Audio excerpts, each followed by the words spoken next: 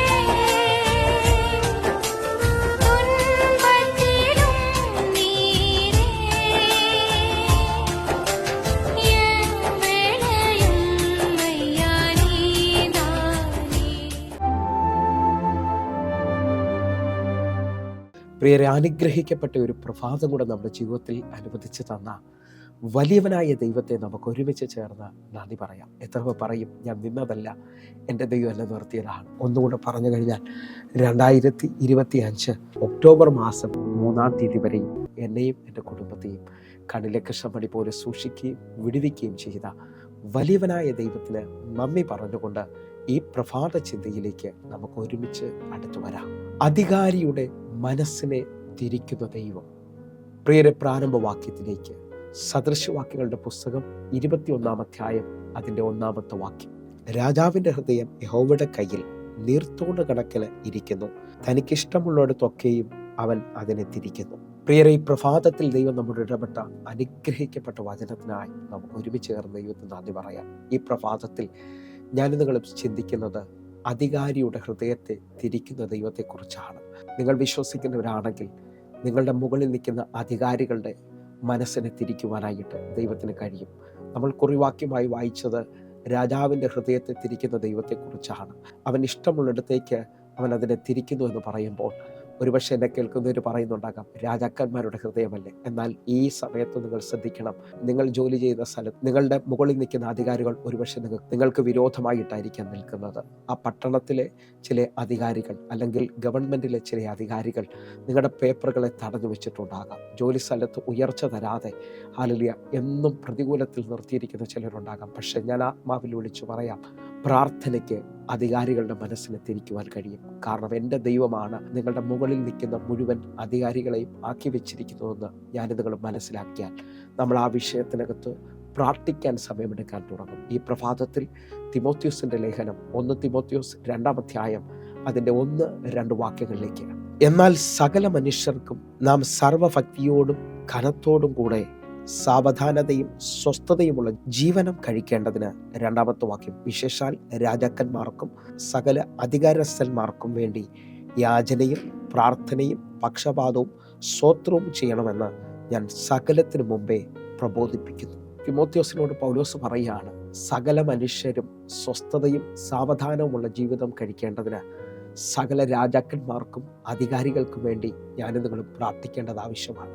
പ്രാർത്ഥിക്കുന്ന സമയത്ത് എനിക്ക് നിങ്ങൾക്കും ദേശത്തിൽ വിരോധമായി നിൽക്കുന്ന എതിരുകൾ മാറുമെന്ന് വിശ്വസിക്കുന്നവരുണ്ടെങ്കിൽ ഈ സമയത്ത് എൻ്റെ കൂടെ ചേർന്നുകൊണ്ട് പ്രാർത്ഥിക്കുവാൻ തയ്യാറാകണം. കാരണം ഹെരോദാവ് പത്രോസിനെ കാരാഗൃഹത്തിലാക്കി അടുത്ത ദിവസം തന്നെ കൊല്ലുവാൻ പ്ലാൻ ചെയ്തിരിക്കുമ്പോൾ സഭയുടെ പ്രാർത്ഥനയിൽ ഹെരോദാവിൻ്റെ കാരാഗൃഹത്തെ തുറക്കാൻ ദൂതന്മാർ ഇറങ്ങി വരുന്നത് കാണാൻ കഴിയും.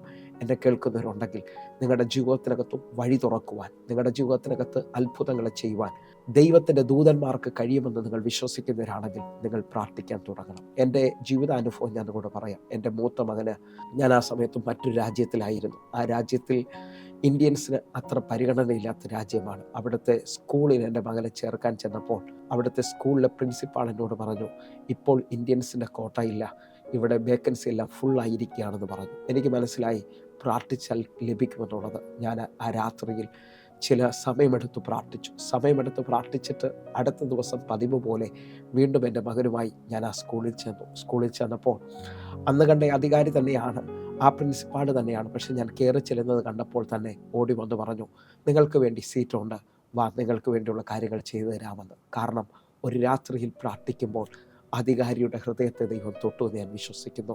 എനിക്കും എൻ്റെ തലമുറയ്ക്കും വേണ്ടി വഴി തുറന്ന ദൈവം ഇന്ന് ഇതേപോലെ തലമുറകളുടെ വിഷയത്തിന് വേണ്ടി പ്രാർത്ഥിക്കുന്നവരുണ്ടാകാം. നാളുകളായിട്ട് വിവാഹം നടക്കാതെ നിൽക്കുന്നവരുണ്ടാകാം, ജോലിയിൽ ലീവ് കിട്ടാതെ നിൽക്കുന്നവരുണ്ടാകാം, മുമ്പോട്ട് പോകാൻ പറ്റാത്ത അനുഭവത്തിൽ ആ പട്ടണത്തിൽ ജീവിക്കുന്നവരുണ്ടാകാം. നിങ്ങളുടെ പ്രാർത്ഥനാ മുറിയിൽ നിങ്ങൾ പ്രാർത്ഥിക്കുന്നവരാണെങ്കിൽ ദാനിയേലിൻ്റെ ദൈവം നമ്മോട് സംസാരിക്കുകയാണ്.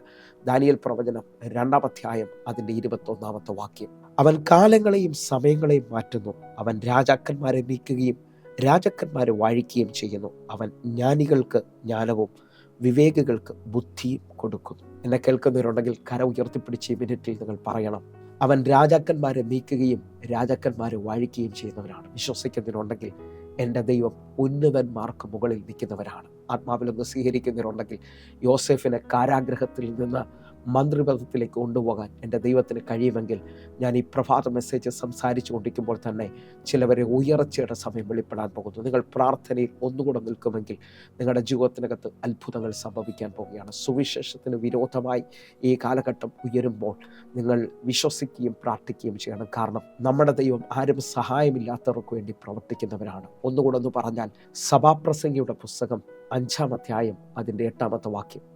ഒരു സംസ്ഥാനത്ത് ദരിദ്രനെ പീഡിപ്പിക്കുന്നതും നീതിയും ന്യായവും എടുത്തു കളയുന്നതും കണ്ടാൽ നിങ്ങൾ വിസ്മയിച്ചു പോകരുത്. ഉന്നതനു മീതെ ഒരു ഉന്നതനും അവർക്ക് മീതെ അത്യുന്നതനും ജാഗരിക്കുന്നു. നിങ്ങൾ വിശ്വസിക്കുന്നവരാണെങ്കിൽ നമ്മുടെ കർത്താവ് ഉന്നതന് മുകളിൽ നിൽക്കുന്നവനാണ്. അവർക്ക് മീതെ അവൻ അത്യുന്നതനുമായിരിക്കുന്നത് കാണാൻ പറ്റും. നിങ്ങൾ വിശ്വസിക്കുന്നവരാണെങ്കിൽ നിങ്ങൾക്ക് ആ പട്ടണത്തിൽ നീതി ലഭിക്കുന്നില്ല, നിങ്ങളുടെ ജീവിതത്തിനകത്തൊരു ഉയർച്ച വരുന്നില്ലെങ്കിൽ നിങ്ങൾ പ്രാർത്ഥനാ മുറിയിൽ പ്രാർത്ഥിക്കാൻ തയ്യാറാകണം. കാരണം നമ്മുടെ ദൈവം ദേവന്മാർക്ക് മുകളിൽ നിൽക്കുന്നവരാണ്. നമ്മുടെ ദൈവം ഉന്നതന്മാർക്ക് മുകളിൽ നിൽക്കുന്ന അത്യുന്നതനാണ്.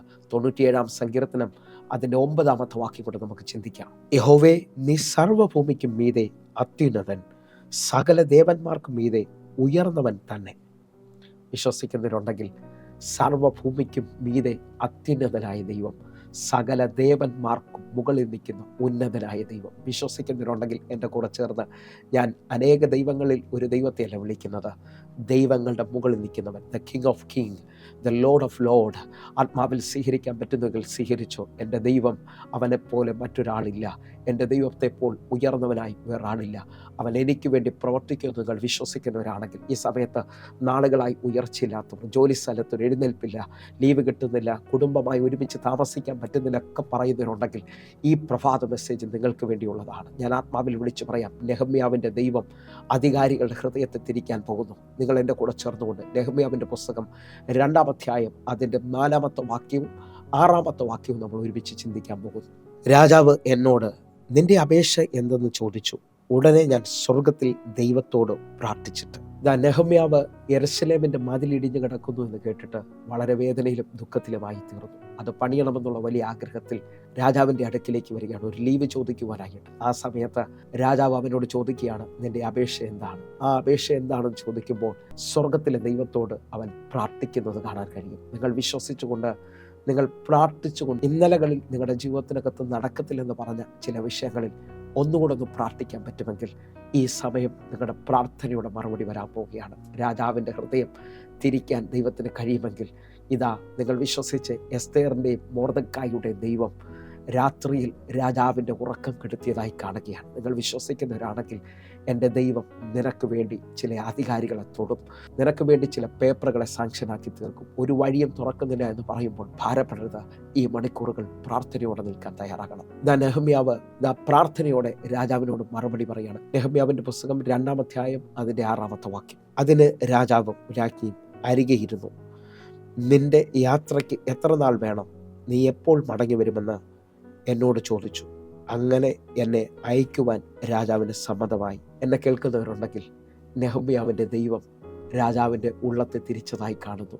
അവന് അവധി കൊടുക്കുകയും യെരൂശലേമിൻ്റെ പൊളിഞ്ഞു കിടക്കുന്ന മതിൽ പണിയുവാൻ ഇതാ നെഹമ്യാവിനെ ദൈവം ഒരുക്കുകയും ചെയ്തത് കാണാൻ കഴിയും. നിങ്ങളുടെ ജീവിതത്തിനകത്ത് മാസങ്ങൾ, വർഷങ്ങൾ നടക്കാത്തത് ചിലരെൻ്റെ ദൈവം ചെയ്തു തരാൻ പോവുകയാണ്. വിശ്വാസത്തോടെ, പ്രാർത്ഥനയോടെ ഈ പ്രഭാതത്തിൽ എൻ്റെ കൂടെ പ്രാർത്ഥിക്കുമെങ്കിൽ നിങ്ങളുടെ ജീവിതത്തിനകത്തൊരു അത്ഭുതം ദൈവം ചെയ്യാൻ പോവുകയാണ്. എൻ്റെ കൂടെ പ്രാർത്ഥിച്ച് കണ്ണുകൾ അടയ്ക്കാം. ഞാൻ അതേപോലെ വിശ്വസിക്കുന്നു. ഈ പ്രഭാതം അധികാരികളെ തൊടുന്ന പ്രഭാതമാണ്. എനിക്ക് വേണ്ടി ചില വഴികളെ തുറക്കുന്ന പ്രഭാതമാണ്. കണ്ണുകൾ അടയ്ക്കാം, പ്രാർത്ഥിക്കാം. ഞങ്ങളെ സ്നേഹിക്കുന്ന ഞങ്ങളുടെ നല്ല ദൈവമേ, എന്നെ കാണുന്ന ഓരോ ദൈവമക്കൾക്ക് വേണ്ടിയും അത്ഭുതം അങ്ങ് ചെയ്യണമേപ്പ. അതിശയം ചെയ്യണം. അധികാരികളെ തൊട്ട് വഴികളെ തുറക്കുന്നവരായിട്ട് ഇന്ന് കണ്ട ഓരോ ദൈവമക്കൾക്കും വലിയ സാക്ഷ്യം പകരണം. യേശുവിൻ്റെ നാമത്തിലും യേശുവിൻ്റെ രക്തത്തിലും ഞാൻ പ്രാർത്ഥിക്കുന്നു. വലിയ വിടുതൽ സംഭവിച്ചതിനായി നന്ദി. ദൈവകൃപ വെളിപ്പെട്ടതിനായി സ്തോത്രം. യേശുവിൻ നാമത്തിൽ പ്രാർത്ഥിക്കുന്നു. ആമേൻ, ആമേൻ. പ്രിയരെ, ഈ പ്രഭാത സന്ദേശം നിങ്ങൾക്ക് അനുഗ്രഹമാകുന്നെങ്കിൽ നമ്മുടെ യൂട്യൂബ് ചാനൽ സബ്സ്ക്രൈബ് ചെയ്യും, ഫേസ്ബുക്കിലേക്ക് നിങ്ങൾ ജോയിൻ ചെയ്യുകയും ചെയ്യണമെന്ന് ഓർപ്പിക്കുന്നു. അതേപോലെ തന്നെ എല്ലാ ദിവസവും വൈകിട്ട് 6 മണിക്ക് നമുക്ക് സൂമിൽ ആരാധനയുണ്ട്. നിങ്ങൾ കടന്നു വരണം. നിങ്ങളുടെ ജീവിതത്തിനകത്ത് ഇത് അനുഗ്രഹമാകും.